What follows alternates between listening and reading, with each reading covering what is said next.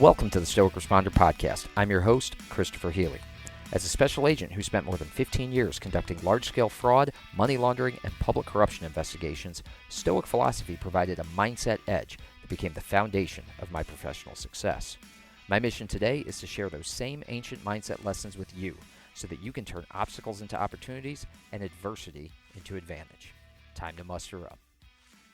All right, everybody, welcome back to the Stoic Responder Podcast. Before we get into the episode, I want to give a shout out to two of my favorite companies that are helping out the law enforcement community. The first is my favorite 501c3 that supports the law enforcement community, and that is the Overwatch Collective.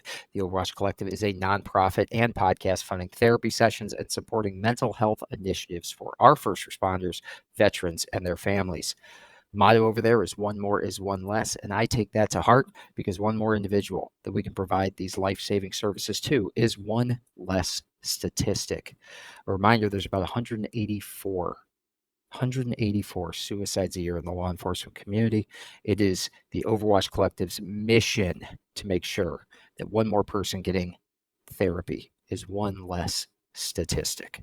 So be sure to check out the Overwatch Collective at theoverwatchcollective.com or follow them on social media. You can make a donation over there that will go to an incredible cause. You can buy some of their sweet merchandise and gear and just generally support what Greg and his friends over there at the Overwatch Collective are doing.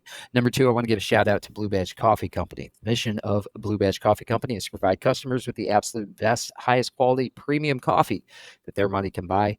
They also take a portion of each sale and donate it to law enforcement agencies around our great nation to assist them in funding or maintaining peer support and wellness programs for their officers. These programs are crucial for the physical and mental well-being of hardworking officers and law enforcement agencies across our country, and we greatly appreciate Blue Badge Coffee Company for supporting that. Be sure to check them out at bluebadgecoffee.com. Pick up some of their really good coffee or pick up some of their really cool merchandise like the hat that I'm wearing right now. All right, guys, jumping into episode 54, Age versus Experience. Let me start you out with a quote from Seneca. A man with white hair and wrinkles hasn't lived long. No, he has just existed long. Ooh, all right, Seneca throwing some zingers at the olds. Seneca made it into his 60s, I believe, late 60s, and probably would have lived longer had he not been essentially forced into a terrible choice by the Emperor Nero. Nero, of course, famously had Seneca as an advisor from his youth, and then Nero, as he kind of went off the deep end and kind of fell into the trappings of the emperor, the office that he held, he started to kind of push back against the old Stoic and eventually gave Seneca a choice. Essentially, Seneca could be killed, he could be executed, or he could choose to take his own life. And if he chose the latter, it would save his family from the same fate. So Seneca, you can read more about that. We can talk about that some other time. But Seneca had to make some tough decisions late in life and ultimately chose to the only decision that he could choose, which was to end his own life to save his family. But Seneca did exist a long time, but he also lived a long time. And so this quote from Seneca, a man with white hair and wrinkles hasn't lived long, he has just existed long, is what we're going to dive into today. And we're kind of going to break that down a little bit. So the Stoics believe that time is our most valuable resource, okay? And is the only thing that we can never get back. It's a unrenewable resource, right? We can talk about renewable resources. We can talk about, solar or wind or whatever in the sense of renewable resources for energy, right? But for our personal resources, maybe a renewable resource is money. A renewable resource is a thing. There are certain precious items that there's only one of, or there's a limited amount of. But the thing that we have the least amount of and can never be renewed is time. And so we must constantly be developing ourselves in the time that we have, because all those sands in the hourglass, they're going to run out at some point. And we have no idea what fate has in store for us. You could be taking my trash can out to the curb later this evening, and I could get hit by a dump truck, and that could be the end of it, right? Time could run out for me tonight. You never know. And so the Stoics talked a lot about finishing each day, completing each day as if the time was running out of the hourglass, as if they might not see the next tomorrow. This idea that we should live as though time is fleeting was very, very, very central to the whole idea of Stoicism. In Atomic Habits, James Clear tells the story of the British cycling team. We're going to kind of go in a different direction here. And I've talked about this a little bit before, but in Atomic Habits, James Clear tells the story about the British cycling team who took this theory to the extreme with impressive results. They hired this guy named Dave Brailsford as their performance director in 2003.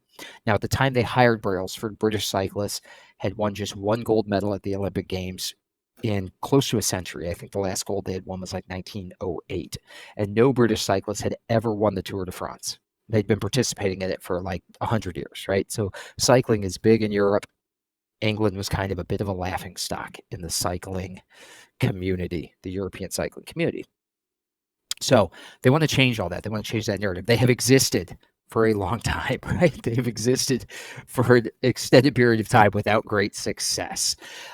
So they hire somebody who has some abilities and has a plan to make them better. Now, Brailsford immediately implemented a strategy that he called the aggregation of marginal gains. And we've talked about this before on the podcast. I talk about it in my book. It's one of my favorite stories. The aggregation of marginal gains involved making tiny little improvements in every single thing that they did. Now, we've talked about a similar theory. Will it make the boat go faster? Again, a British Olympic team put that theory in place, but this is another version of it, the aggregation of marginal gains. So by making hundreds of tiny improvements, tiny improvements to everything they did, how they were seated on the bikes, the weight of the pedals, the gear they were using, all these different things. Brailsford made all these tiny little micro adjustments to everything, from gear to clothing to grip to how they recovered to how they ate to their training program, all these tiny little micro adjustments. And by doing all of that, he turned the British cycling team into a dominant force that won 60% of the gold medals awarded at the 2008 Olympics, right? So they hired this guy, and within 5 years, the British cycling goes from winning one gold medal in a century to winning 60% of the gold medals awarded at the next Olympics. Pretty impressive, right? He takes over, and by the time they go to the Beijing Olympics, they set 9 Olympic records. They win 7 world records at the 2012 Olympics, and then they go on to win 5 Tour de France titles between 2012 and 2017, all because this guy put a program in place to make the most of every little thing that they were doing, to not waste it, to not just keep showing up. See, time is what we make of it, and that is kind of Brailsford's perspective here. Time is what we make of it. We don't have a lot of success to show for all the time we've been in this sport. But then he compresses the timeline and makes them super successful in a short amount of time, and makes them a world-class organization in a short amount of time by being micro-focused on the tiniest details. Again, time is what we make of it, right? You can go from the top of the sport in a mere 5 years to the top of the sport in a mere 5 years after 95 years of consistent underperformance, just by maximizing what you do with that time. Never underestimate, and I think this is the lesson that British cycling and Brailsford can teach us, never underestimate the major success that can be achieved with marginal gains over time, and the impact you can have by seeking that daily improvement. Now, Seneca talks a lot about the idea that, time is fleeting, and we must seize what flees. We must try to make the most of every single grain of sand in that hourglass, because we have no idea when it will run out. Now, Seneca knew when his hourglass would run out. Unfortunately for him, none of us do.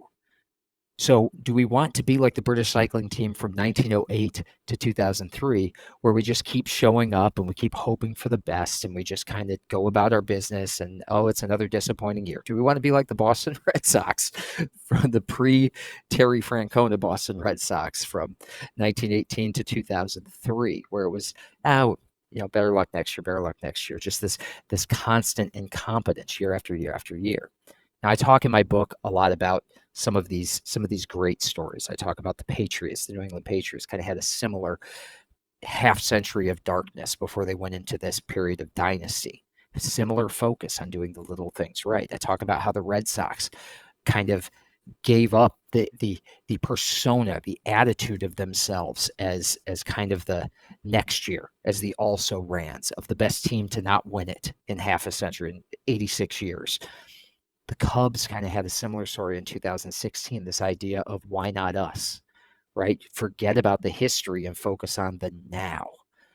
These sort of stories emerge over time, and there's this commonality to them. There's the commonality to the British rowing team. There's a commonality to the British cycling team, to the Cubs, to the Red Sox, to the Patriots.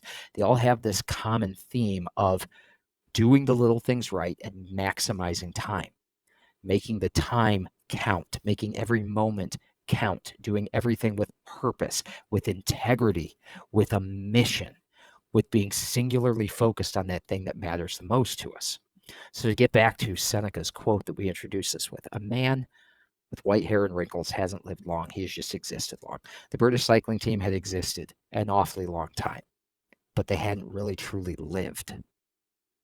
I would like to think that period of time between 2013 and 2017, they lived a whole lot of lifetimes. They squeezed every moment out of the experience because they became singularly focused on getting 1% better every single day. Every single time they got on the bikes, every single time they were off the bikes and training for the next time they were going to be on the bikes, was with single mission purpose and maximizing that one resource that we can never renew, and that is the resource of time.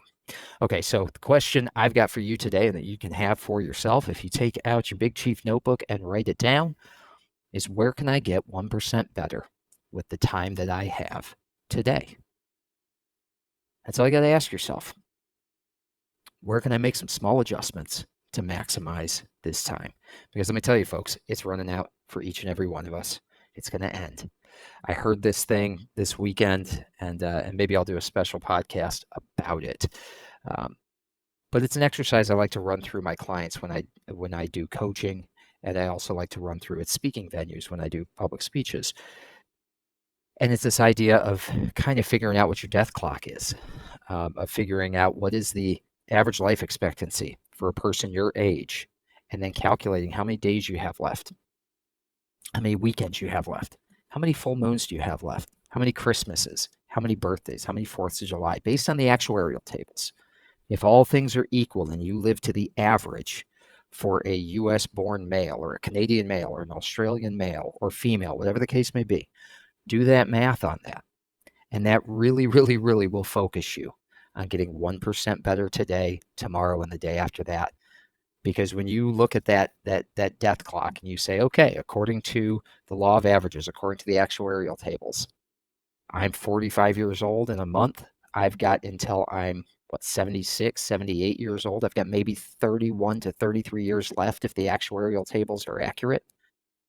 When you start to see things through that lens, you can't help but want to be 1% better every single day. So, folks, got 3 more episodes this week. I'm contemplating recording a special episode later in the week about something I don't get into very often on the podcast, but I've had some people ask me, what are, it being an election year, what are some Stoic political positions, and how do you view politics through the lens of Stoicism? So I've been kind of toying with the idea of putting that out there and opening up that debate. And so you may get a special episode later in the week as well. But until next time, folks, there's a couple ways that you can support this podcast. One, you can pick up a copy of my book, In Valor, 365 Stoic Meditations for First Responders. It's available on Amazon, Barnes & Noble, anywhere you get your books.